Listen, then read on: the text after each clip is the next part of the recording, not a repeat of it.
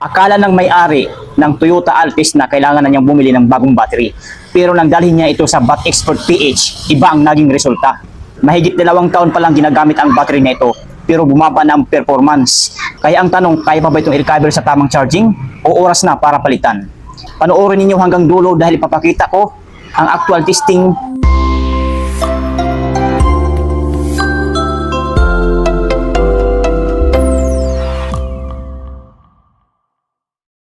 Magandang araw mga ka-Bat Expert.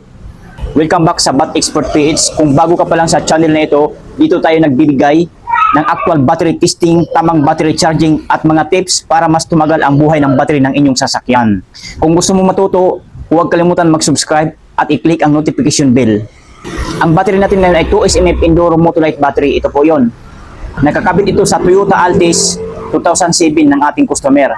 Ayon sa may-ari, mahigit 2 taon pa lang nila itong ginagamit. Dinala nila ito sa shop at sinabi sa akin, "Boss, pakicheck nga kung okay pa itong battery ko." Kaya sinimula natin ang actual inspection at battery testing.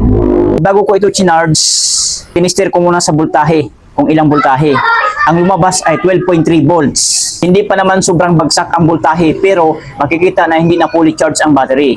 Maraming motorista ang nagkakamaling isipin na kapag umiikot pa ang makina, automatic ay healthy pa ang battery. Pero hindi ganon. Mas maganda pa rin gumamit ng battery tester para makita ang totoong kondisyon. Pagkatapos ng initial testing, isinailalim natin ang battery sa tamang charging procedure.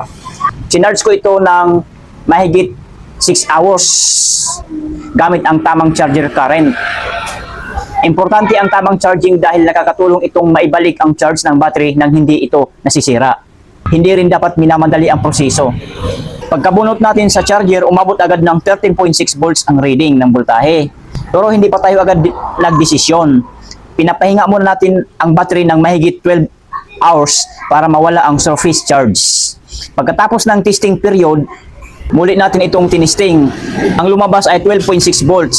Ito ang normal na voltahe ng isang fully charged lead acid battery. So ngayon mga kamaster, mga boss, ipapakita ko sa inyo na actual gamit ang non-cool battery tester o battery analyzer. Ito na po yon. Yan. At meron siyang dalawang alligator clip na kulay pula at kulay itim. So sa pagkagabit nito, sa mga hindi pa marunong, makinig po. So itong kulay pula, dito nyo po ito ilalagay. Kakabit sa plus sign. Kung makikita nyo yung plus sign na ito, dito po sa pulo, polarity ng isang battery. Pagayan siya. Yan. So itong kulay itim naman na alligator clip ng battery tester o battery analyzer, dito po sa kabila, sa minus sign. Dito po sa pulo, polarity ng isang battery. Pagayaan. Yan. So kusang magtutunon po itong battery tester o battery analyzer. So yan po. Ang kanyang voltahe ay 12.65 volts. 64 volts. Ayan, 12.64 volts. So ngayon, titingnan na natin ang kanyang tinatawag na CCE, SOH, SOC at resistance. So tap lang natin ang OK. Ayan. Pagka-tap ng OK, lalabas ang number 1, battery test. Huwag nyo nang pansinin itong 2, 3, 4, 5, 6. Tap ulit kayo ng OK. Pagka-tap ng OK, lalabas ang number 1 pa rin sa regular flooded. Huwag nyo nang pansinin itong 2, 3, 4, 5. Tap ulit ang OK. Pagka-tap ng OK, automatic nakasit na siya sa GIS kasi sinit ko na po kanina yan dahil tinisting ko na itong battery kanina bago pa man pinakita sa inyo ngayon. So, pero pwede nyo po ililipat yan sa araw na pataas at pababa. Pag magdagdag kayo, araw pataas, pagayaan. Hanggang 10 po yan ha.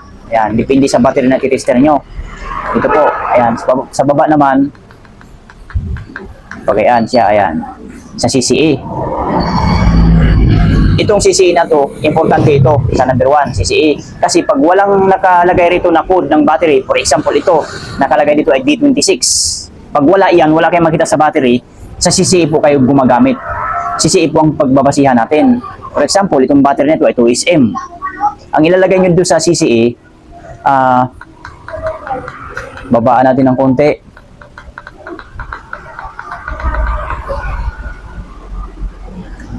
Kahit 400 ampere rating po ang ilalagay nyo dyan. Pwede rin po 350. Mga gayaan. 350 ang ilalagay nyo. Yan siya. Then, testing nyo na. Pindutin nyo na itong OK para mag-testing. Ayan po. So, titignan nyo na mabuti. Nag-testing na nga siya. At lalabas na dyan ang final na result ng battery kung goods pa ba. Ayan, pansin natin, good battery siya. 485 CCA, 12.64 volts. SOH, state of health 100%, SOC 98%, R resistance 6.20 milliohm, good battery siya. So green na green ang light indicator ng ating battery tester o battery analyzer. Pero pwede nyo po ililipat yan kung may makikita kayo na D26L. Ayan po. So yan ang ating susundan na code. Kailang naman nilagay natin, kailang naman tinistintin kanina ng ganito dahil para lang yun sa battery na walang code, wala kayong makikita sa battery na code. So ngayon, back tayo. So okay tayo. Battery test, regular pala din, CCA.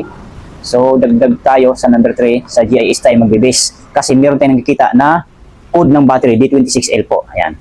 So, itesting na natin ng okay. Yung pagka-tap ng okay, hahanapin nyo itong D26. Ayan. Maghanap kayo, magdagdag tayo. Ayan, ito po yon. Nakalagay dito 55D26. Dito naman ay D26L. So, hindi po siya literal na may L dito sa ating battery tester o battery analyzer. Sa battery lamang po ang may lagay na L. Pero, ito na po yon. Ito na po yung rating na hinahanap natin sa GIS. So, pagka nandyan na kayo, tap nyo lang itong okay para mag-testing. So, ayan, testing na po. Titigan ng mabuti, huwag kukurap. Boom! Pansinin natin mga boss, mga ka-battery expert. Good battery, 480 CCA. Ano ibig sabihin ng CCA na ito? Ito po ay cold cranking amps. Yung starting power baga ng battery na dapat ay mataas ito. Kasi pag once na i-start natin yung susi ng ating sasakyan, dapat one click ma-i-start agad kapag once na mataas ito. Pero kung ito ay mababa na, hindi po mapaikot ang starter motor ng ating sasakyan. So, right? So, meron siyang voltahe na 12.63 volts. 12.64 volts po yan kanina. So, meron siyang SOH na 100%. Ngayon ang tanong, ano po ba ibig sabihin ng SOH na ito?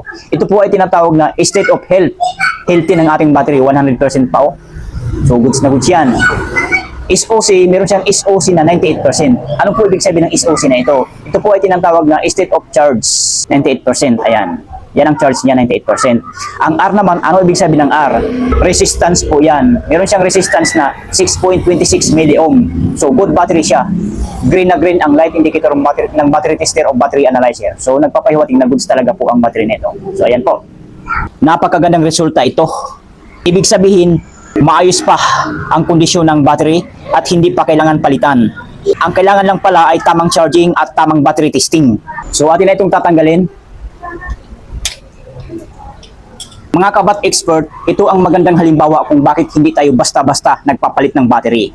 Kapag mahina ang performance, ipatest muna ng maayos. Dahil minsan, kailangan lang pala itong i-charge at may balik pa ang magandang kondisyon nito. Kung may battery kayong gustong ipacheck o gusto ninyong matututunan ang tamang pag-aalaga ng battery, patuloy lang kayong manonood dito sa Bat Expert PH. Kung may natututunan kayo sa video na ito, paki-like, comment, share at huwag kalimutan mag-subscribe. Maraming salamat sa iyong suporta at magkita-kita tayo sa susunod na actual battery testing. God bless and drive safely.